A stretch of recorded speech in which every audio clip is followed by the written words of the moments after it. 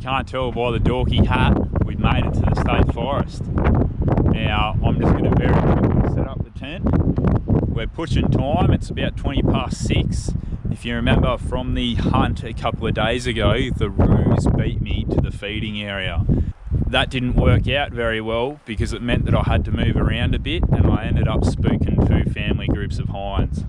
So that's exactly what I'm chasing this afternoon. I want to get a nice meat deer.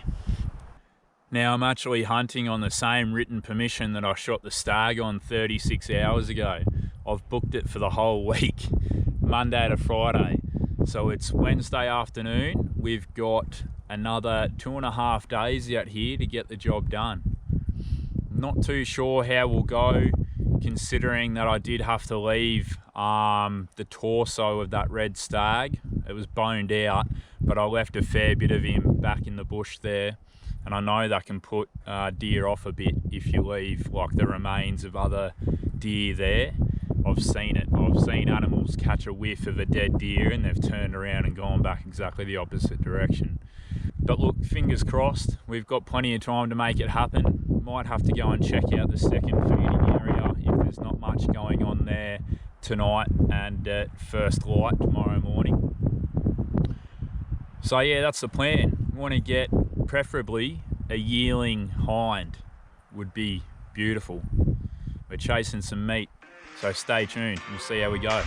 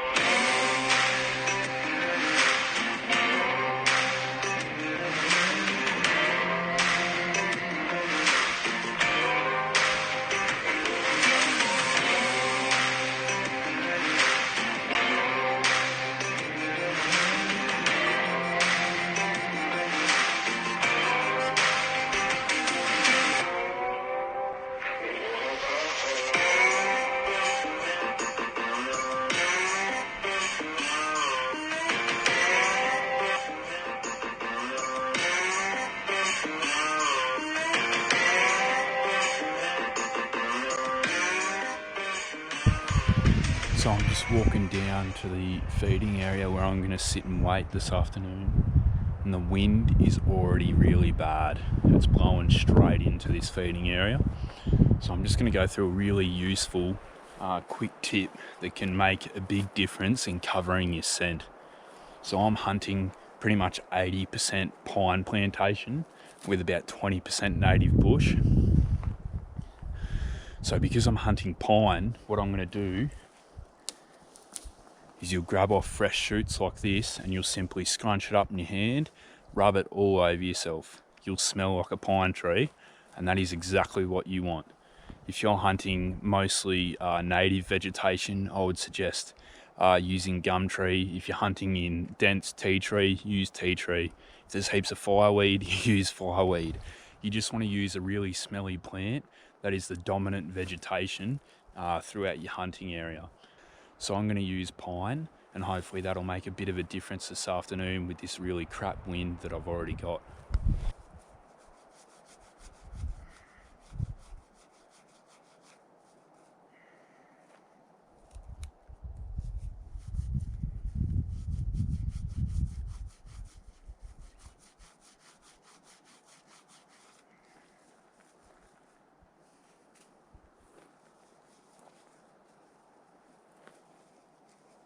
And I can literally smell the difference. I stink like a pine tree. And that is amazing. That's exactly what I want. So we'll keep moving down. I'm probably only about 700 meters away from where I want to sit. The wind is dropping off a bit, so hopefully it keeps doing that. I'll see you down there. Deer have been here since I shot that stag. We've got a really fresh track just there. I reckon there's 2 animals just here. They've just come through that. I shot the stag like 20 meters in there, and these guys have gone right past him by the look of it. So the wind absolutely terrible. So in an attempt to try and limit how much scent I'm pushing out, I've just decided to sit in this little bowl here. And this bowl was full of deer sign. I've ruined most of the sign, but there was tracks going up here and like there's another one just there. So I'm just going to sit here for another 2 hours. I'm not expecting to see any deer for probably another hour and a half, and then I'll really start paying attention. There was really fresh deer tracks, like 30 or 40 metres just over there in the pines that I just showed you. So there's still deer moving through, even though I shot that stag 36 hours ago. I've got high hopes. So things are looking pretty good.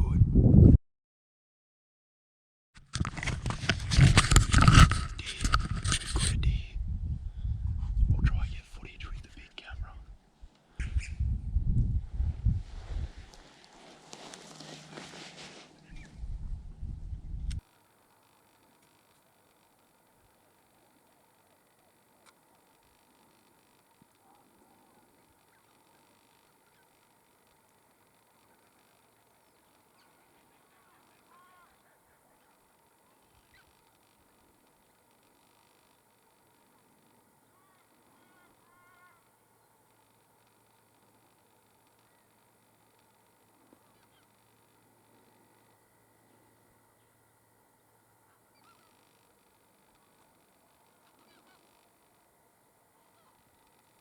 I'm not going to stuff around. It's 10 to 8.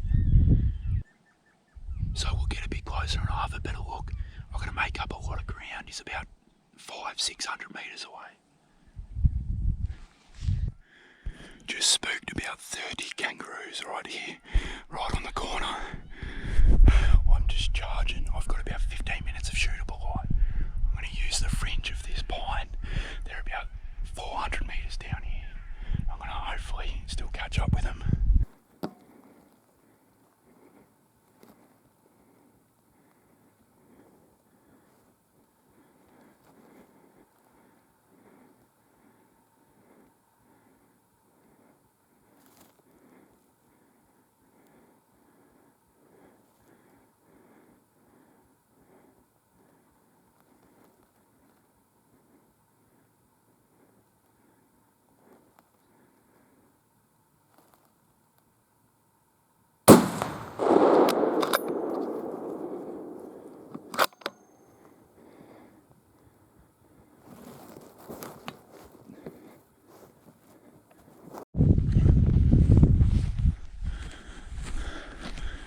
Back at this old chestnut looking for bloody deer.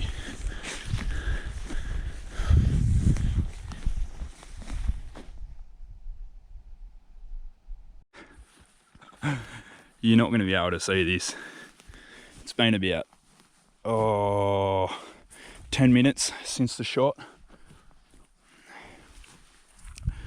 Let me get my phone out real quick and we'll get some light going. It's 8:45. It's going to be a bloody late one looking at this. Here we go. So I wanted a meat animal and I had a pretty good look at the herd. There was a fawn that was probably only about 2 months old, which is a bit small. There was some massive mature hinds that looked like they would have been, I don't know, the better part of bloody 8 years old. And then there was this fella. He'd be last year's fawn, so he'd be a yearling right now. He's probably about half grown, I reckon. I'll put the rifle on him for a bit of scale. He's going to taste really, really nice. There's the rifle on him for a bit of scale. He's probably only, I don't know, 80 or 100 kilo. So I should be able to drag him across this swampy stuff pretty easy. So I've just finished dragging this fella about 80 metres. I've just got him facing on a slight angle downhill. The reason why I'm doing that is so that all the blood will pull to the front.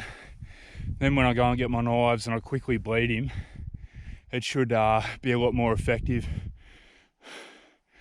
So I'm going to go and get my bag. It's about 300 metres down there on the edge of the pine, where I really started to put the stalk in properly.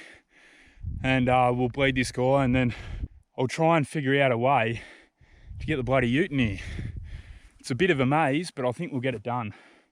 I don't have any four-wheel drive at the moment, so that's going to make life interesting. I've just got back to the yearling red. Now, a really good tip if you're planning on hunting feeding areas like me on first and last light, always carry additional lights with you. So I'm about to go for a 1.5 kilometre walk back to my car. And as you can imagine, trying to find this red deer in the middle of the night would be a bit of a nightmare. But I've got a nice little electric lantern here, and that's going to make my job 100 times easier. So I'll go back to the car now, and we'll go and get the ice. I'll try and get the ute in here so I can get 100% recovery, because that was always the plan. I wanted to shoot a really nice meat deer. So I've just picked up the deer. It's taken a bloody long time in two-wheel drive. I had to dig myself out of this wombat hole. Anyway, I'm gonna go pack up the tent and make the drive home. So I'll see you guys in the morning.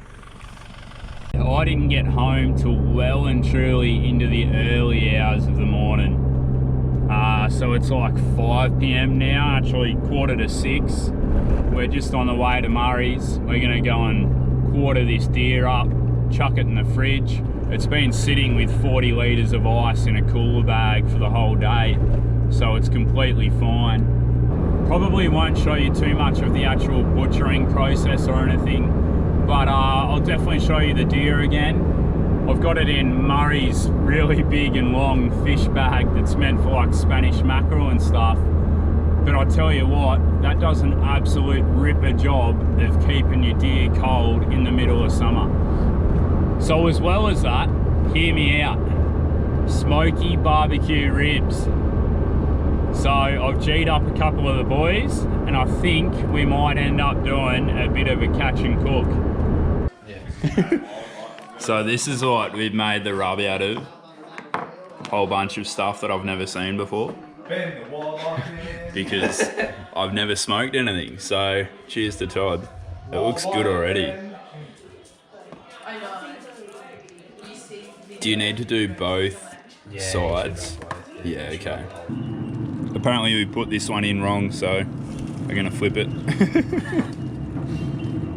I'll tell you what, I wouldn't have wanted to shoot a bigger deer, eh? They barely fit, yeah. There's a tiny little bit of hair just there that I want to grab out. Yeah, sweet. That looks amazing.